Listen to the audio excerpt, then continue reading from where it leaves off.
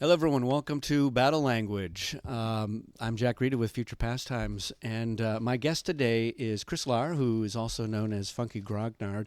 And Chris is pretty well known for having written quite a few juicy and detailed strategy guides for several factions in Dune. He also helps maintain the Dune board game Facebook page, and there's a lot of good resources that he has assembled there. And Chris and I are going to talk a little bit today about his thoughts and insights and wish list for the upcoming Kwisatz Haderach edition of Dune that Gale Force 9 has announced and is launching on GameFound in 2025. So I want to understand, even at this date, few people, including us at Future Pastimes, have any idea what Gale Force 9 has in store. So it's wide open, the possibilities. But I think it's useful to hear from leading voices such as Chris to get a sense for what it is that Dune fans want. So it could be it's just deluxe upgraded components, and it also could potentially be a new edition. So I want to get his thoughts, and then we may talk about House Richese, one of the trickiest factions to win with. And but I have a very good track record with Richese. I would say over 50% at this point, and very excited about that. So yeah, Chris, how goes it with you? It's going well. And it's really good to be here. Thank you for having me on Battle Language. I Yeah, really welcome appreciate back. It's a good to talk to you. Any Dune enthusiast is it's going to be fun to talk to. I think so, and you've got some great insight. So I think that I think a lot of people are also curious to know what your thoughts are, and your impressions about the possibilities for yet another big printing. I know that they plan to go very big with whatever it is they're going to do. Just don't know exactly. I mean, I'm judging it from the Firefly. So I just actually got back from a week at Gen Con. I was mostly doing demos of Adventures of Conan, but I did demo Dune, and I played Dune in open gaming with my brand new custom giant playmat, and it drew a lot of interested parties, people looking at it and going, ooh, look at that, that's different. It is a much different map than what you get in the current retail version of Dune. And I talked to a lot of fans, and Kwisatz Haderach did come up a couple of times. So there's a lot of buzz, and people asking me, what's going to be in it. And I'm like, I have no idea, but what do you want it to be? So, yeah, Chris, what are your thoughts right off the top of your head? What when you first heard about it, what were your thoughts? What did you think was going to be in it, and how has that evolved?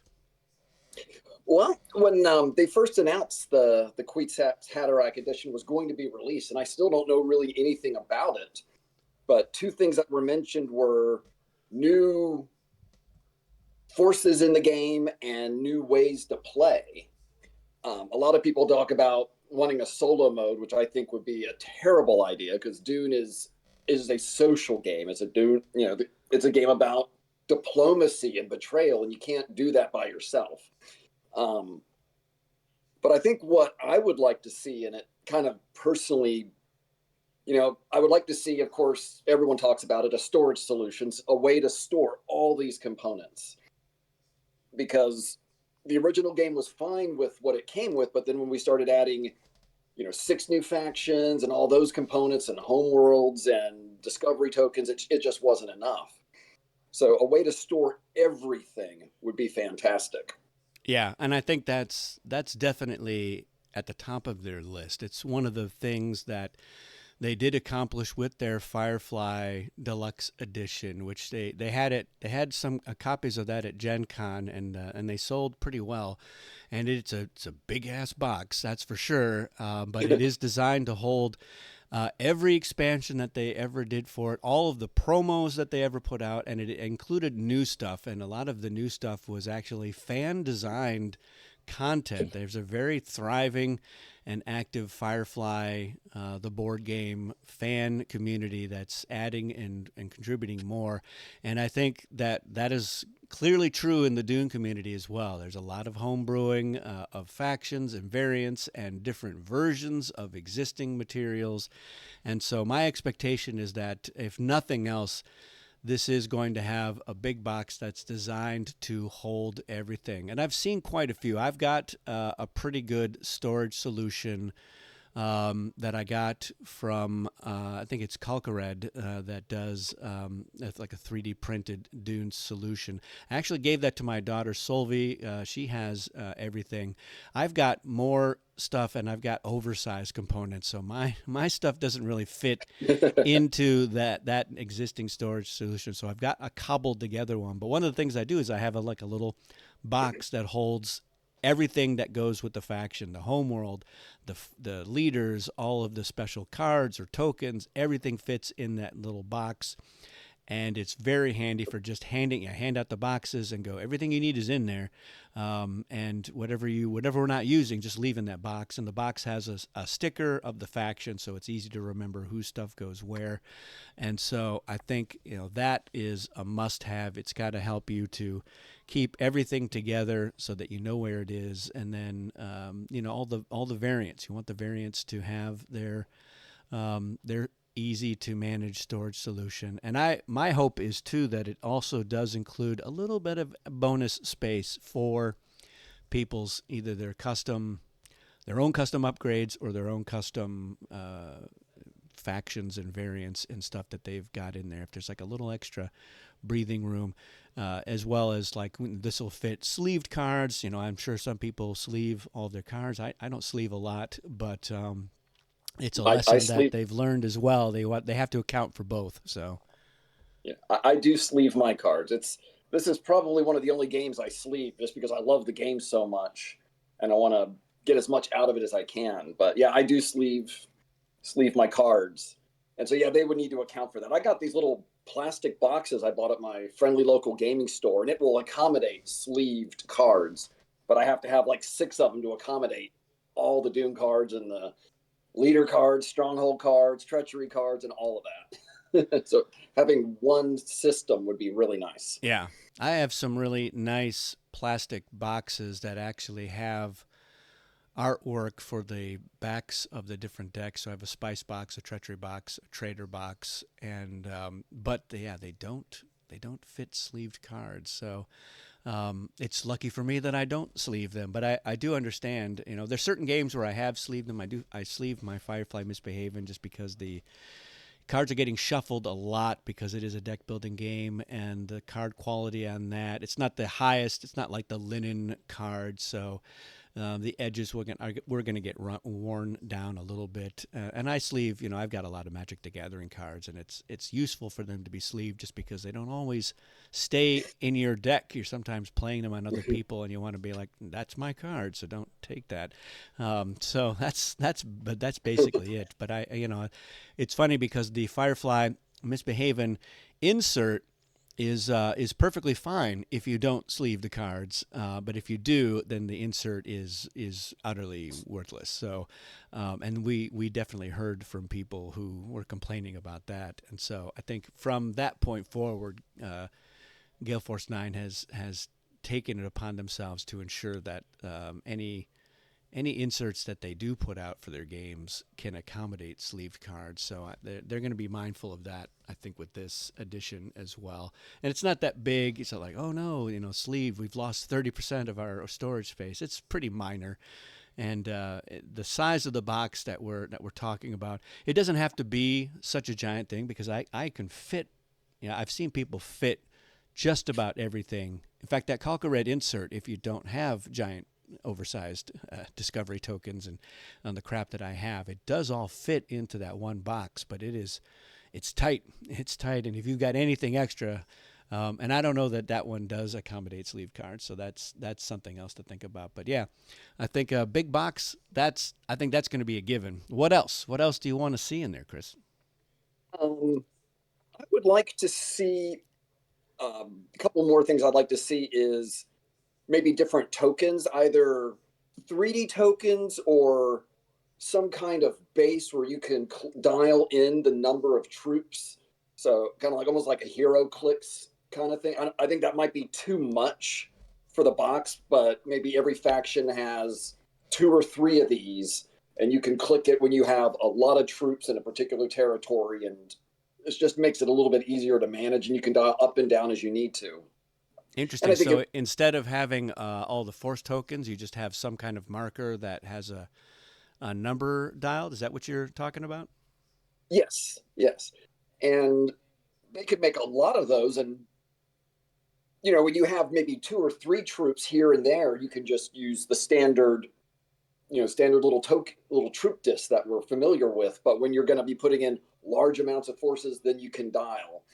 And if they split or move, then you can just change that accordingly. And it might just make it a little bit easier, take up less real estate, easier. When you have a big stack in a stronghold, it can be hard to tell how many are in there when you're going to battle them, and people grab the tokens and start counting it so they can make the best battle plan they can. So something like a dialed base might be a really nice addition, but I think that might be a dream. I Yeah, that's interesting. I think it would. It's the sort of thing that might be a good add-on that they can say, look, this is optional. This is certainly not to everyone's taste. Because I've heard from a lot of different people. I've heard some people who they want the individual 3D people forces that are like, I know Fat Buddha has showcased, and he had those last year at Gen Con. It takes up a lot of horizontal real estate. So unless you've got just an absurdly large map of the planet, trying to fit.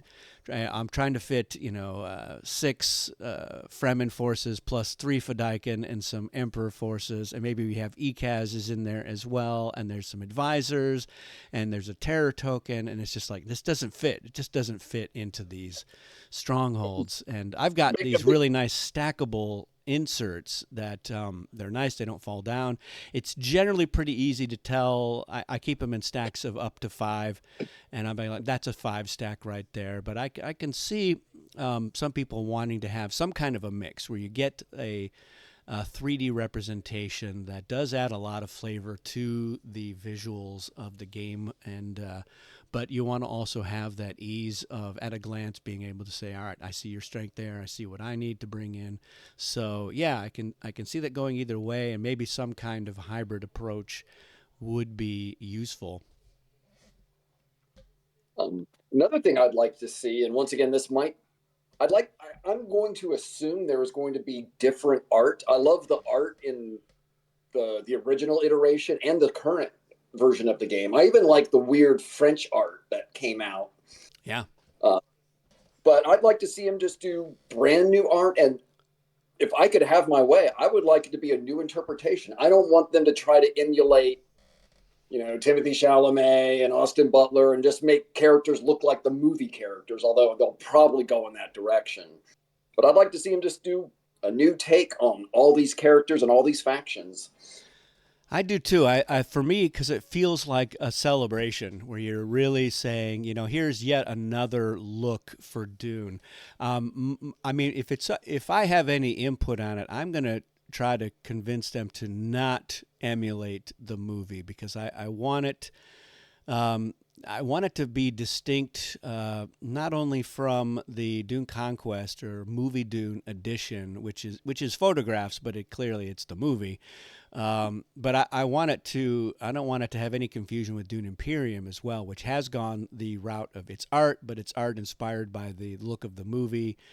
So characters from the movies are depicted in art form, and then new characters are just in the same kind of style. But I think we should go in a totally different direction, and new interpretations of all of these characters that still have a familiar feel to them, but have their own distinctive style that gives the game its own identity. Um, Another idea I would like to see, and once again, I don't know if it's possible. I'd like to see maybe a different battle wheel. The battle wheel we have worked for what it was, but I'd like to see one that could somehow have a separate dial, one for your forces, one for the amount of spice you're committing. So I'm not holding a bunch of spice in my hand while I'm dialing. Maybe an easier way to hold the cards, whether there was a built-in clip that you can slide the cards under, just something like that. Yeah, I think the battle wheel is was fine, but it feels very 20th century, and so I think we need a new battle wheel now that we are a quarter of the way into the next century. We deserve a better battle wheel, one that has We do just deserve easy. it. It something that it's a little more functional that and it's not so unwieldy. Something that I think that we might want to also have a distinctive weapon side, defense side, and start using a little bit of what Dune Conquest does with the slots. I think it's a better approach. It'll be less confusing. And it'll make the Atreides prescience a little more impactful and clear and consistent. I think, and that's going to be one of the things that a lot of people want a more comprehensive and clear rule book to be a part of this. And I think that's also clearly going to be on Gale Force Nine's list of things to do. But I think there's a lot of other getting out in front of the FAQ by trying to incorporate things, better wording into the faction sheets, into the cards, into the rules, so that you don't have people like, well, what about this situation? I'm not sure what to do. I don't feel like I have the answers here. We want to arm the players to be able to resolve any of those edge cases or as many of them as possible without having to, well, let me check the internet to see what they say we should do here, because there's already conflicting reports. Yes. There's basically three different FAQs, and they're not all on the same page. And this is going to be yet a new rule set, and so it should be the definitive and ultimate rule set that helps out. But along that, you want the battle wheel to be functional, and so it's easy to tell. All right, my cards go here, and this is going to help me, and my leader will fit in, and the dialing, yeah, that dialing has got to be it's got to be easy and less cumbersome. Yeah, instead of dialing 6.5, or just make it to where I'm dialing this many troops, this many spice clips for me just to slide the cards in, and they're held in place. I'm not holding. Whenever people present battle plans, you always look at their hands and they're like encumbered with No. all sorts of things before they lay it on the table. So having something that is functional and simple and reliable would be fantastic. Yeah, I mean, technically, you're supposed to be able to, secretly be adding cards to the battle plan. Um, whether you're even playing treachery cards is supposed to be secret. It's not supposed to be obvious to your opponent that you're putting one or two cards into the battle plan. And so, trying to do that behind the shield is, it's hit and miss, I think. Yes. And especially if you're like, all right, now we're playing advanced, and I'm spending some spice, and I need to have that spice, and I guess it should be in my hand as well. And I'm trying to make sure that my leader doesn't fall out, and I don't want my show my cards. And so, yeah, it's a lot. It's a lot, and the rule book doesn't really make it 100% clear about all these points. And it's just through like you're playing. You're like, oh, okay. You don't get to know how many cards I'm playing in my battle plan. It's like, exactly, yeah. That's and spices dropping through your yeah. fingers. I was like, oh, I guess you're going pretty high then. You just dropped 4 spice onto the table. So yeah, it's you don't want that to happen. It should be, it should be. I mean, the basic battle system is so nice and precise and elegant, and then but when you're adding in all these other things that are going on, and then it just feels clunky. So. Yeah, I think we do want to have, and I've been talking a lot about battle wheels in the past couple of weeks, and I had somebody showed me yet another sort of homemade 3D printed battle wheel the other day, and I'd love to showcase that as well. So I'm going to try to reach out to him and say, you don't have to send me a physical copy, but post some pictures or something online so that I can do a little video on it. Because yeah, I think that there's a lot of opportunities for something that is better, more functional, and just easier to handle. Probably, I do like the idea of a companion app, and the app, of course, could have the rules, It could have a combat tracker or a combat calculator. So I think an app would be a great idea where you could input the cards you have and you can input your prediction and your trader, and it just tracks all that for the player. My one downside with an app is I think I like the physical components of the game. And I think if it's six people sitting around a table with a cell phone, I think you kind of lose something in the game. Yeah. So I want the app to be used as an accessory, but not as a replacement for the game. So I think it'd be very important if they're going to go the route of the app to make sure that it doesn't replace the core components of the game. Yeah, I have on my my personal wish list. I talk about I want to have a nice physical printout or some kind of Atreides treachery card tracking system.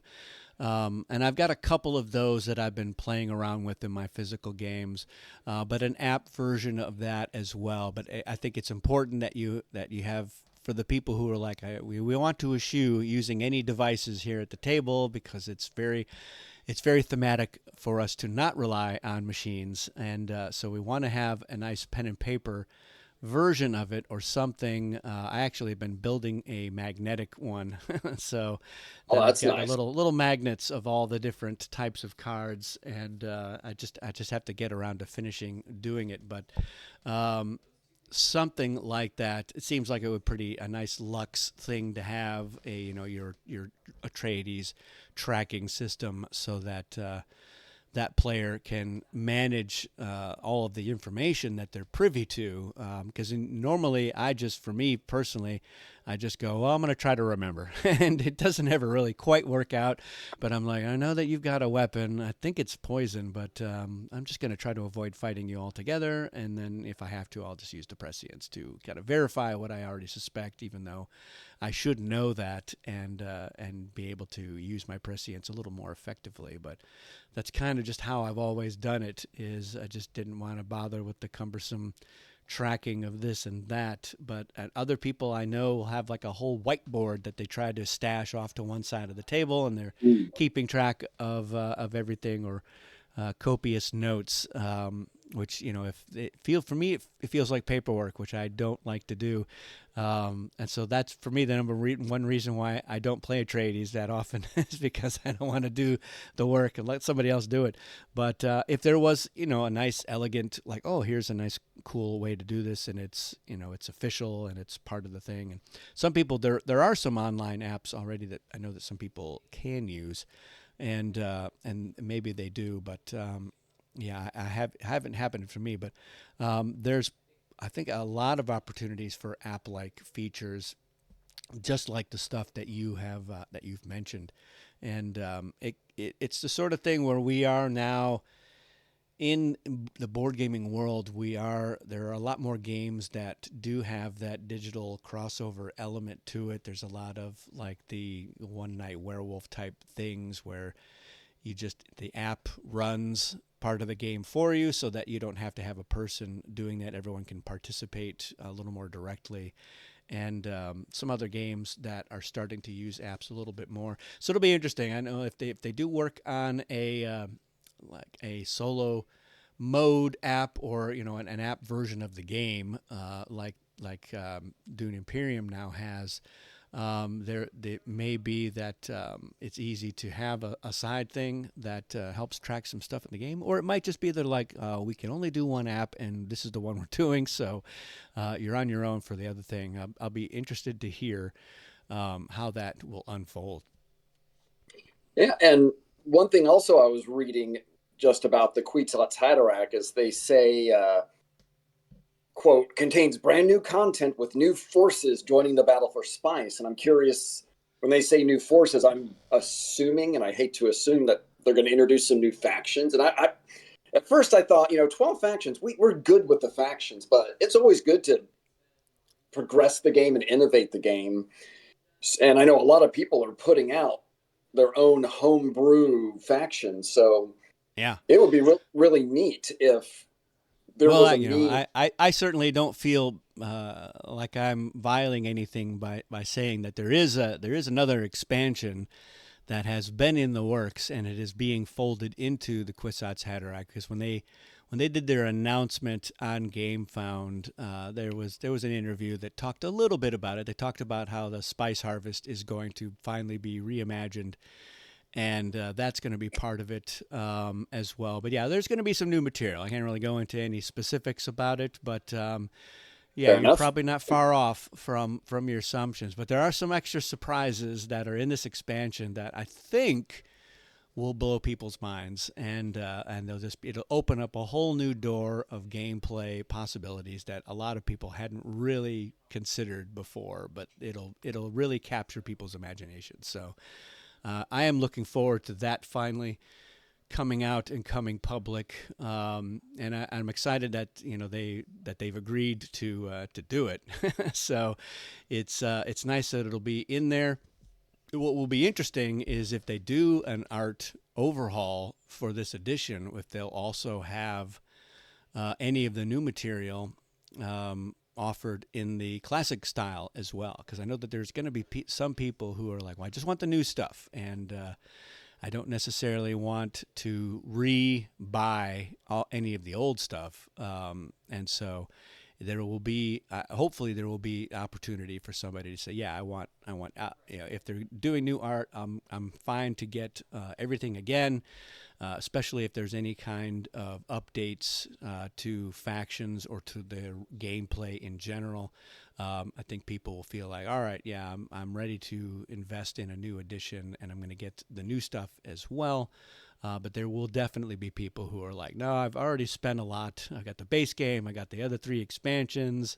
I just want the new material, and I want it to be congruent with everything else. The trader cards need to be the same, and the leader discs and the art style, it needs to all be the same. It just rubs people wrong to have something. I know that with like Cosmic Encounter, when they did the 42nd anniversary edition and they changed the spaceships to being translucent, there were people like, well, I can't use any of my opaque ships with the translucent ships because they don't match. And I was like, well, they were already different because they're not the same color, but that is not enough to appease people. So, and I wouldn't want to have, completely different art style with a new faction or anything like that.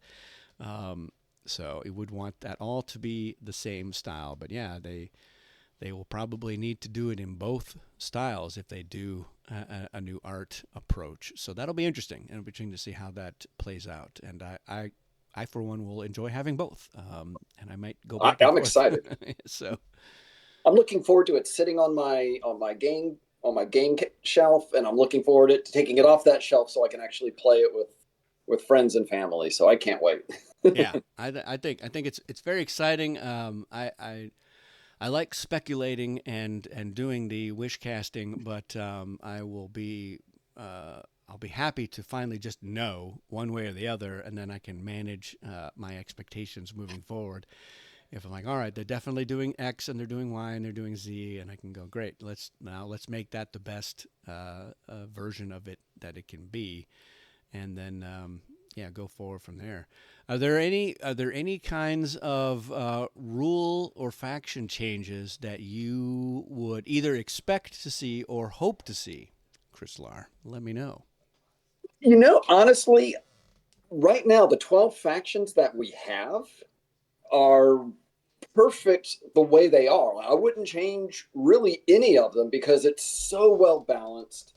And the game came out originally in 79, so we're talking over 40 years of play testing.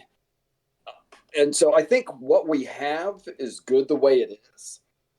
So no, I wouldn't change the factions. I would just make sure the factions that we add to it are thematically appropriate, and like maybe the Landsraad or Smugglers, Gynaz, or that it's thematically appropriate and it interacts with the other factions as well as the base mechanics of the game, in a very balanced and fair way. Fair as Dune can be, but where you can take any of the factions, no matter whether it's 6, 12, 14, and no matter what the combination is, they're going to work. And I feel like we get that now. And some people will say, "Oh, you have the Emperor and the Guild, and you have Choem. That's too many economic factions." I'm like, "No, it's not. It's you can play any combination, and it's going to work." So Yeah, we're it's fine. just going to be a very different experience, which I think Yeah. ultimately you want from a game of Dune. You don't just want it to play out in a predictable fashion. You do want to be able to surprise somebody and say, well, this sort of action I'm doing right now normally wouldn't be possible, but because of the mix of factions that we have in the game and the way that certain things have unfolded and the order in which we've drawn spice cards or treachery cards has made this possible, and it will be hard to repeat this this exact set of circumstances. And that's what I like about Dune, is that it can have those very memorable and unique, basically storylines that your game becomes, and so like, yeah, this was wildly different than a typical game, and that's what makes it so memorable. And you want to talk about it afterwards. And like, I don't get that out of a lot of other games that I play. Like I'm never going to play a game of Ticket to Ride and say, "Wow, it was just so crazy how this game happened, and this thing happened that never happens." It's like that game does unfold pretty much the same way every time, and it's a matter of some of it's the luck of the draw, and some of it's just the like, oh, I happen to finish this route, but it's not going to be wildly different from one game to the next. But Dune can have that. It can have just some of the craziest and singular experiences that happens, and that's a testament to how thematic it is, and just how much depth there is to the game, that you can have a situation that is so surprising and unique. Yes. And yeah, I mean, I wouldn't mind seeing, and I know some people are doing this as a homebrew, new discovery tokens, new tech tokens, maybe a way to incorporate a lot of the home rules that people use, like the Harkonnen Mulligan. If you draw more than one of your own traders, you get to redo the whole, you get to reselect. Um, Alternate spice production tech token. I would like to see maybe that become official rules, where these are official variants that you can incorporate if you so choose. Um, One little thing that I did find that was missing from the most recent expansion was when they added discovery tokens. One of them was you could discover Sietch Jakarutu, which was which became a stronghold in the game. So it would be neat if we got a stronghold card for Sietch Jakarutu, and maybe another one for the shield wall if one is going to play by the rule of adding that as a stronghold after the fourth turn. Yeah, Just it's interesting. I mean, we talked about it. We sort of built in a stronghold ability with the Jakarudu Siege that is just part of the discovery token. But it would be interesting to see if there was space, and it made sense to have any other kind of thing. I do like the strongholds. One of the things I'm hoping that they'll let me do with the Kwisatz Haderach edition is maybe add in yet another set of them, so you have some alternate ones, so you can go, all right, which Carthag do we want to use? Because some people are like, oh, the Carthag is just too overpowered, and then maybe another Arakeen one that actually works in basic.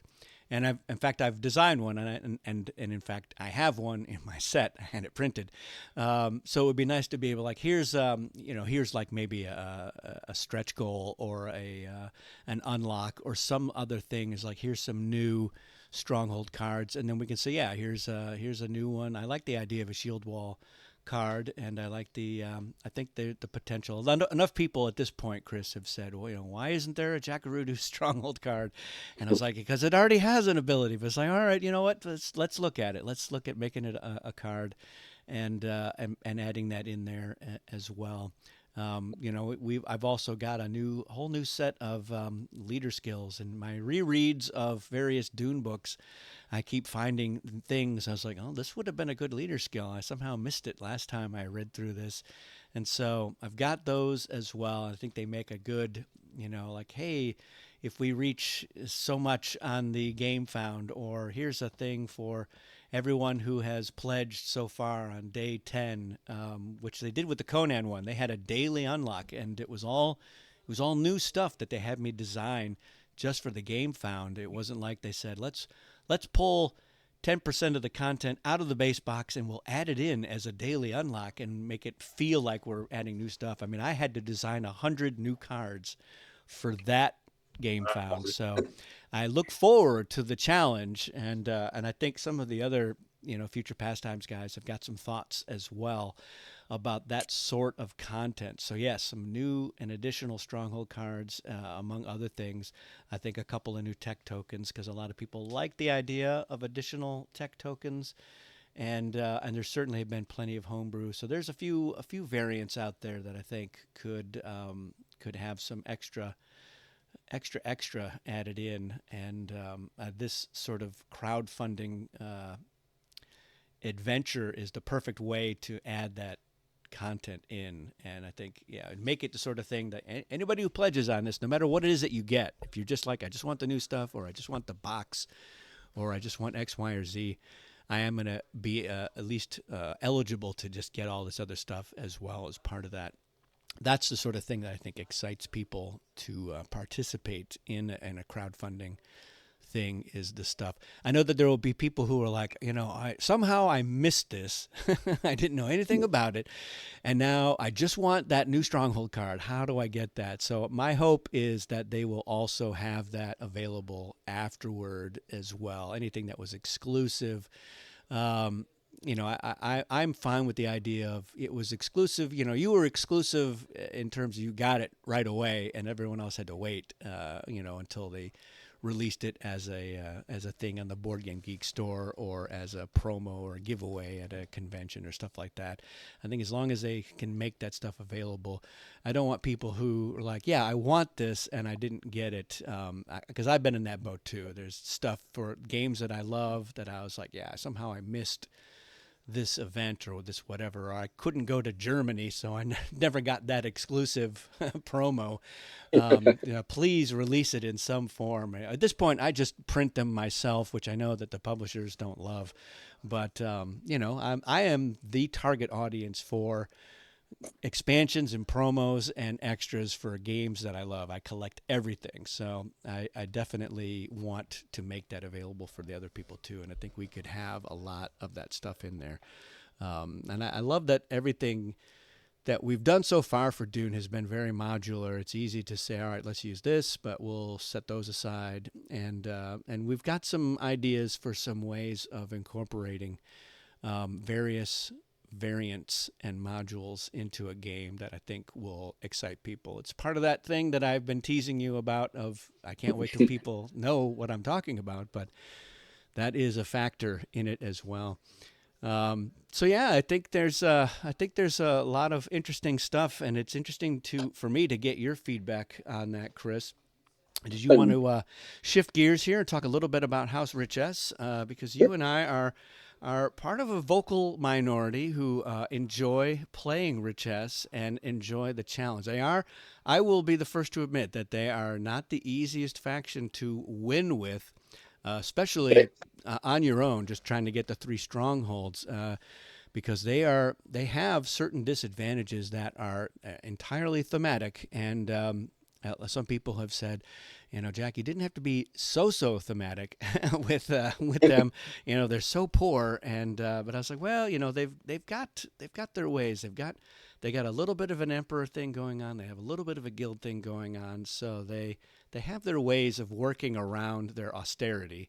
And so for me, anytime I do win with Richese, it feels extra sweet for me because they have this reputation as being very challenging faction to win with.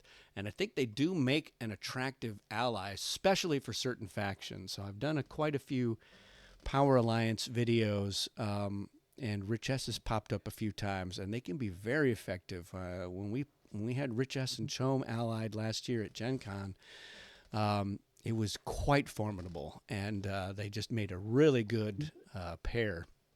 But that can be true with a number of other factions. So let me get your impressions, and then I'll riff off of what you have to say, and tell you where I agree or where I think even your gameplay might improve. Well, when the Chom and Richesse expansion was announced and we could actually look at the factions and what they could do, the first thing I thought was, wow, Chom is overpowered and this Richesse faction is just weak. And I was just all about, man, Chom's going to be awesome. I'm going to play him and just dominate every game, all this money coming in. And as I started playing Chom and then playing Richesse, my opinions shifted almost very quickly. Where Chom, it's like, yeah, I'm getting money, but I'm losing it on Chom charity to give it to other people, and I have to pay for everything, and I don't really have any special abilities. And Richesse, on the other hand, I thought running the auction and the black market was really fun and it was innovative and it gave me a lot of options as to how I could utilize it to benefit me, get me spice, maybe hurt certain other people in the game. And I think the no field tokens, that's probably one of my top three mechanics in the game, the whole concept of it. So I really like Richesse. And yep, they are a tough faction to play. On Dune, play by Discord, they do statistics. And Richesse has the lowest win rate. I don't think that's indicative of the faction. I think less people play Richesse. Yeah, I Maybe think because I agree. I think a lot of people are they're a little bit maybe not intimidated, but they're leery of taking up Richesse because they have this perception of being underpowered and so they're not just not getting picked as much as or at least not by a confident player who feels like they've cracked that nut.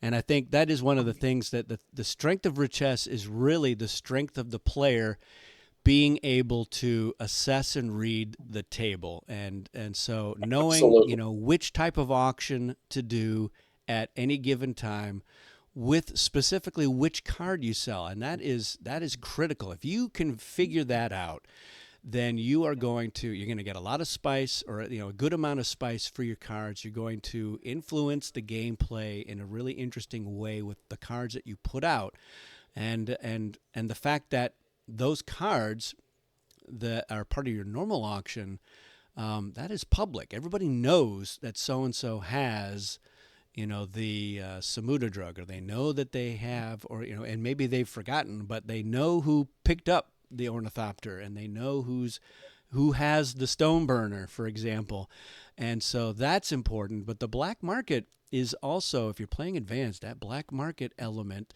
is also very underrated, and it's the sort of thing where people, their instinct is like, well, I'm just going to use this to sell a cheap hero or to maybe try to trick people into buying a worthless card, but it can be a very effective tool to generate spice, to get cards to specific players sometimes, and to make room in your hand for, like, all right, I've got two shields, which with Richesse, who maybe doesn't have a full hand very often, you're like, well, this is not great for me.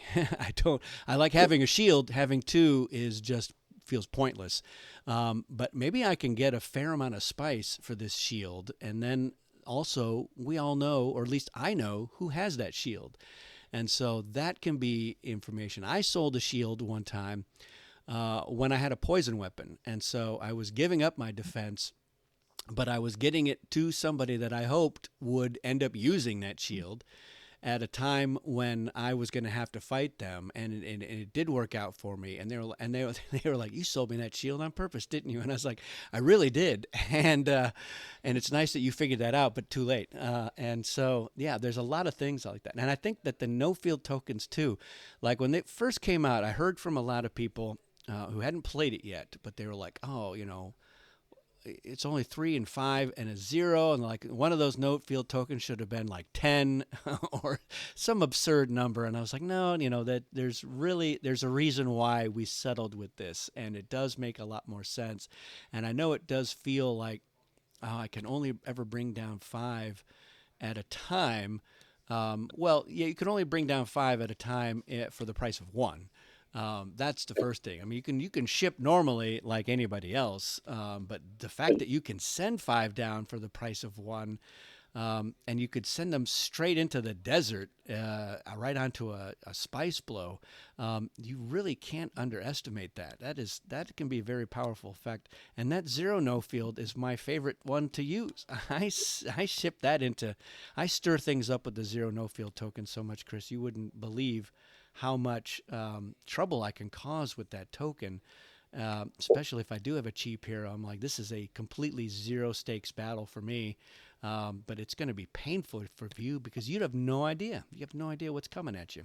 And so, yeah, And, it's and I agree. The zero no field token is, I love that token. It gets me to spice blows. It gets me to discovery tokens. It allows me to make money by using it to block strongholds and arrangements. And as you said, you can use it just to kind of stir up trouble. yeah. And I Because the think whole, one of the really because the interesting things about that zero no field token is that you can reveal it right before the battle phase. And when you're like, I don't even want to risk my leader in a battle, but it's done its work in some cases by just being on the board, and and the nice soft advantage with it, of course, is that now the next no field I send out can be a 3 or a 5, and so that having that surprise, having that flexibility as well, is nice. But yeah, I've used it to block a stronghold. And it's in there. It's in there with Harkonnen, and they're thinking that maybe they'll kill a leader and steal a leader, and but then I reveal it right before the battle phase and go, surprise, there's nobody here, and now there's no battle. So it's just a nice tool. And you're right. I mean, you can discover a discovery token. You can occupy a location with that zero token by just not revealing it. It still counts as one force while it is on that map. It can collect 2 spice from a spice blow. It can collect spice from Arakeen or Carthag or Tuixiche if you're just getting that spice collection for owning those strongholds. And so, yeah, it can be a very effective little worker bee while it's just sitting out there not revealed. And and and if the storm comes by, well, you know what? Nothing happened. So it just gets revealed, and you've suffered nothing. So it's a really it's an underrated and just insidious effect that the Richesse have at their disposal. yeah, the using it to reach really hard to find spice blows, especially when the storm is coming, everyone's going to probably try to stay away from it. And I can just go there with impunity at a low cost and just with that zero token and just start collecting spice. It's fantastic. And people that would say, oh, it should have been a 7 or a 10, a zero is more valuable. I will use that zero a lot. I don't know if I'm willing to commit a force of 10, Yeah. especially as Richesse. Yeah. Yeah, that zero token is the probably one of the best tokens that Richesse has, better than the 3 or the 5 in my opinion, because you can just do so much with it. Another thing I'll say that I like about Richesse is every faction seems to, with maybe the exception of the Fremen, is like good at just kind of one thing. Like the Atreides are good at looking at cards. The Emperor's good at just collecting money. The Ixian, excuse me, the Tleilaxu with the tanks, but Richesse dips into many wells. They dip into the bidding round, and by doing so, they take money from the Emperor if the Emperor's in play. Yeah. So they're draining. And if you're playing a standard 6-player game and you do your special card and a black market, that's 33% of the cards of the profit that the Emperor's not getting. But every time you use a no-field token, that's taking money away from the guild. When you're giving cards to people through the black market or even through your alliance ability, you know what cards they have. So even if that alliance breaks off, you know what they have. So you get a little bit of prescience in a strange way, a shipping advantage, a monetary advantage. They're a great faction in that way, and that's what I really love about this faction. Yeah. I mean, it's really it lends itself to some opportunities for tapping into that social aspect of the game as well. As I like to take the temperature of the table. I'm like, what do you guys want to see up for auction? What do you guys feel like spending money on? And you'll get a couple of people who are like, I want to see that portable snooper, as I wouldn't mind knowing that I've got a defense that I can throw out there if I need it, and but not risk it if I don't. Or the residual poison for a especially bloodthirsty faction like Moritani or Harkonnen. They're like, yeah, let's get that out there. I've also solicited bribes. I was like, if somebody will bribe me a couple of spice, I won't put the null entropy box up for sale yet. And so when you've got a very wealthy faction that is like, yeah, I don't want that to go up because even though I've got the money, um, you with using your one of your kooky auction types, I might not put enough spice out if it's a blind auction, or you might start with me and give somebody else a chance to overbid if you do a once around. And so yeah, it really taps into that element of the game. And so I like it's you have to really read the table and work the table effectively to get the most out of Richesse. And if you're that kind of a person, if you're a wheeler and a dealer and good at reading people, if you're a poker player, then Richesse is a faction that you can probably make shine pretty effectively. And you get that situation where maybe you end up buying your own Karama card, which you can then play so that you can get any one of your cards secretly. That is, it's much easier for Richesse to get that once per game Karama effect because they know that they've got a Karama that they can sell, and they can wait to sell it till a time where they feel like they can get it, or like, yeah, I'm allied with the Emperor, and so now we can afford it, and I'll do the once around, and the Emperor will help me buy this card, and then I can just use it to get what I need when we need it, and if I need to, I can then just give whatever I buy to my ally, and then you're like, well, I think maybe you need the stone burner now, so let's give it to you. And so yeah, I think there's some really interesting things that they've got the ability to do, and if you are clever enough to understand the best time, the optimal time to do X, Y, or Z, then Richesse can be a very effective faction for you. Yeah, and I feel when you mention the alliance and you mention the emperor, I've always felt that with Richesse, an emperor Richesse alliance is to me flat out the best in the game because the emperor can loan, here's 30 spice to get the null entropy box. And then the next round, the emperor can go, okay, I'm going to give you more spice, but this time you have to give me a card.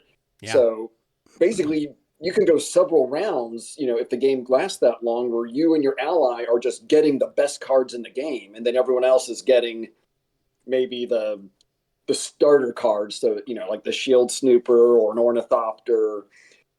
It is really a powerful alliance ability, Yeah, and I and don't think. I've used the black market as a very effective alliance element as well, because normally you can't just give cards to your ally, but here it's an interesting way where you can say, well, I've got this card that I know that you could use, or maybe you need, so I'm just going to sell it from my hand, especially when I know that you can just buy it. And again, that's where the Emperor is a great partner for Richesse, or any of the economic factions is well suited to being able to say, oh yeah, I've got the extra shield, or I've got two weapons and you don't have a weapon, so I'm just going to sell this. And guess what? You're giving me the spice, so it stays in the family. You get the card, I get the spice transfer, which unless it's the Emperor, that's also hard to move around the table.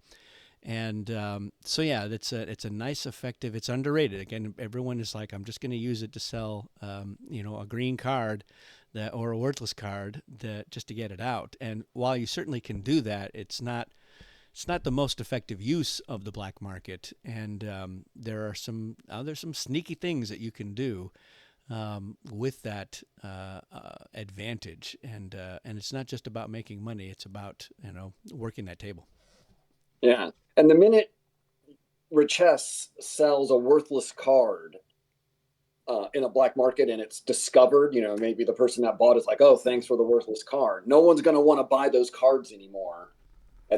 So I think trying to use it to dump worthless cards is not a good use of the black market auction. Kind of another, just an aside with the bidding and Richese, my son likes to play Richese. And when he plays them, last time we played, he was pretending he was like a used car salesman, like, step on up. I got this ornithopter. If you need to get somewhere fast, really soon, I got the card for you. Come on, let's make a deal. How much do you want to pay for this card? And he was kind of role playing it out. It was pretty funny. And you couldn't do that with any other faction. Yeah. And some of these, they, at the right time, certain cards, like I've seen, like the Juice of Safo,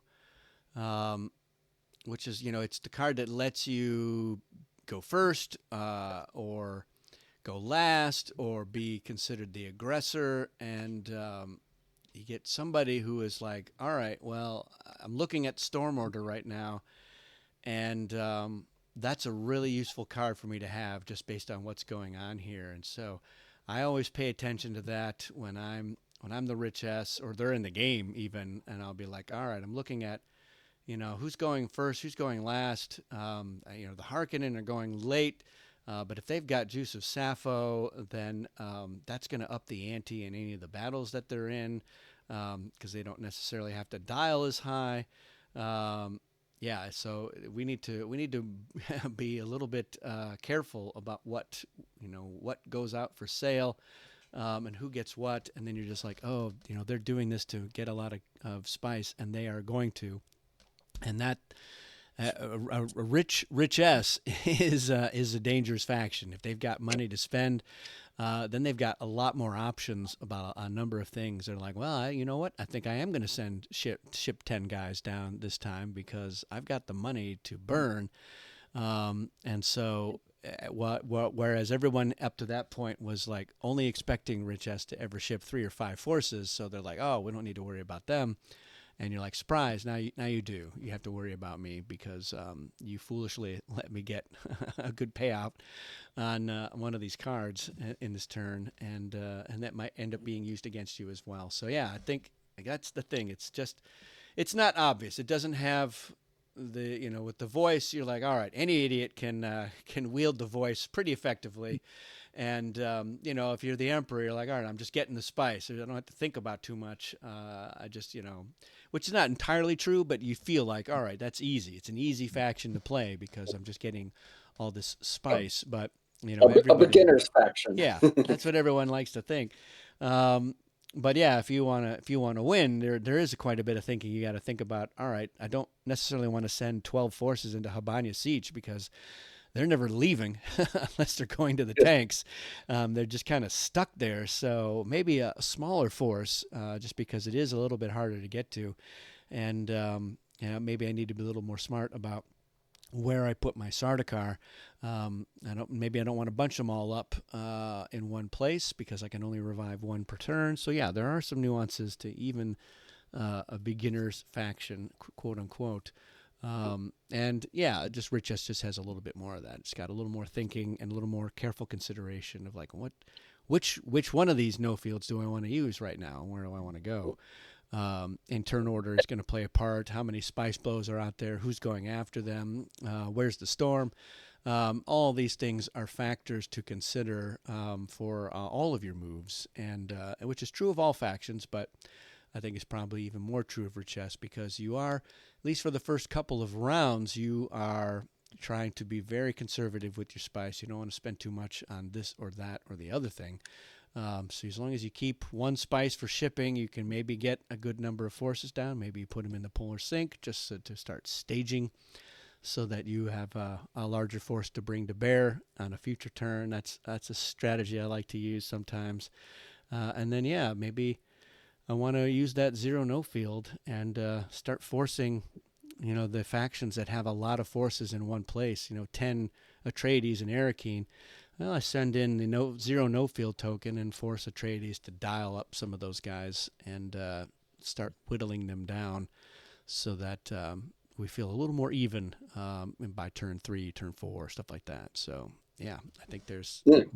there's ways to play it Yeah. effectively. If you're Richese and you don't have a no field token on the board at any one time, then that's a serious tactical error. You have to use those, and if you're an alliance, your ally needs to use them. I mean, you should always see that little token somewhere at all times, is my opinion, whenever possible, because Yeah, it's a major asset and it is so utilitarian. It needs to be taken advantage of because Richesse doesn't start out with a lot, so you got to. That's another thing I like about him is you don't start out with a lot, seemingly. So you have to make the best you have with what you got and build up to better things. And Richesse is really good at doing that if you're willing to use all of your assets. Because not all the factions, like you may have an Atreides player that doesn't want to take notes, or you have a Harkonnen player that just wants the easy spice for instead of capturing a leader. Where Richesse, you have to work to make this faction successful, but the rewards when you win or you perform really well make the effort worth it. yeah, I couldn't agree Absolutely. more. Yeah. And that's why I love Richesse is they have lots of little abilities. They take away spice from other factions, and they're also maybe second only to the guild. They're a very nimble faction because of the no field tokens. They can get to those places inexpensively that no one else can get to, but they can do it with less risk than the guild. Guild may not be willing to ship, 3 tokens at a spice below where the storm is approaching, where Richesse is like, that's no big deal. I'll spend 2 spice and put my 0 no field token there. Yeah. Yeah, great factions.